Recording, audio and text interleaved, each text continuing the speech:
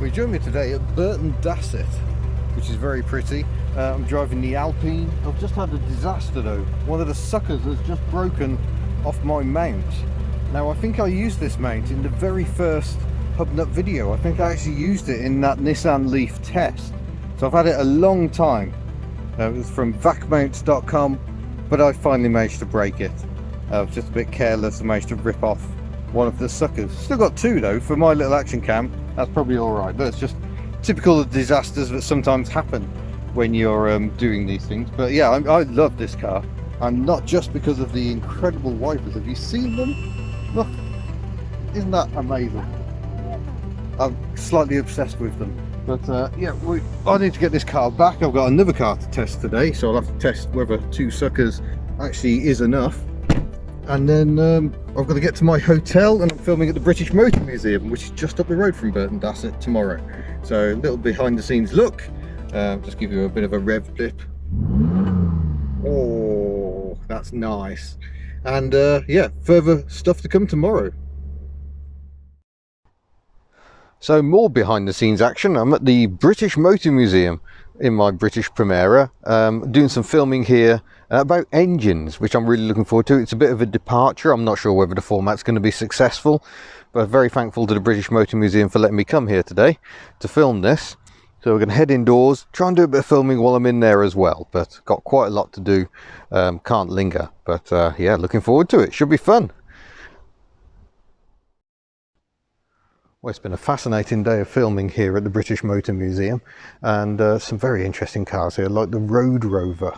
This was a car developed to slot somewhere between a Land Rover and a normal Rover car. It's an SUV, decades ahead of its time. A fascinating concept. Two prototypes survive. I'm not sure where the other one's hiding. Maybe it's in the main building.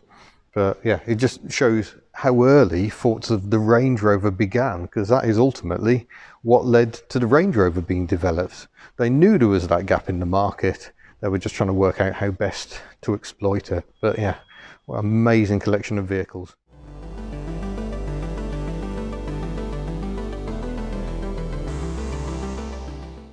So now we're in the main building, and it's really eerie being here when it's absolutely silent. None of the videos are going, there's no people here. Very peculiar. But my two favourite cars, AD034 and AD070, both mini based, Pininfarina in this case, Longbridge designed in this case.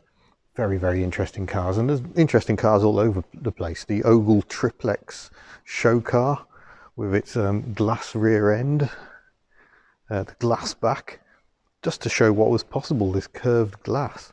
We've got the Triumph Lynx. I've actually driven the Triumph Lynx, a development of the TR7 with power steering, V8 engine, and slightly questionable looks at the back. We've got the BMC 9X over there. Isogonis' attempt to replace the Mini. The Alvis P6BS. I've been fortunate enough to drive that, albeit only very slowly. A Twinny-Moke, which will be making appearance in the video. And here's the other Road Rover prototype. This one dates from 1955. Quite extraordinary. And that's a maxi-powered kit car concept, that, no, sports car concept rather, that never saw fruition. Everywhere you go, just amazing cars. The turbine cars, including the Rover BRM that raced at Le Mans. We've got one of my favourites of all the cars here, XK120 LWK707. That averaged over 100 miles an hour for an entire week around the Montlhéry circuit in France, driven by Sterling Moss amongst others. I've been very fortunate to drive that for a feature. This is Nub 120, possibly the most famous XK120, driven by Ian Appleyard, and won various rallies. But then you got nice ordinary everyday cars, a lovely Regal Hillman Imp, so Morris 1300 with the automatic transmission, lovely Alvis here. It just goes on and on. There is so much here to see. There are even pantograph wipers. So yeah, well worth a visit, I would say, when this place reopens on the 17th of May. Do come and take a look.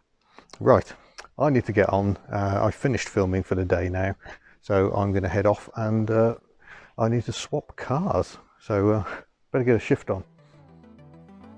and that is my first sight of the new Citroen C5 as it pulled into the car park. All the best deals are done in car parks, I think. So far it's proving a fine alternative to the Nissan Primera. The drive home was spectacular. The view is absolutely stunning. That's the view over Aberystwyth. Just had to park up and enjoy it. I love the rear lights on the back of the C5, and it really is a massively practical wagon as well. But as I drove down the coast road, I got to watch the sun sink into the sea. It was just absolutely beautiful. A reminder of how lucky I am to live here. That's the final shot. The sun has just dipped out of view and I can cruise back home. Arriving home absolutely exhausted. It had been a pretty full-on couple of days of filming, but hopefully you've enjoyed it, and you can look forward to more Hub Notes in the future. So thank you very much for watching. Don't forget you can head to the Hub Note store and buy lovely items of merchandise, and I look forward to seeing you in a future vlog. Farewell.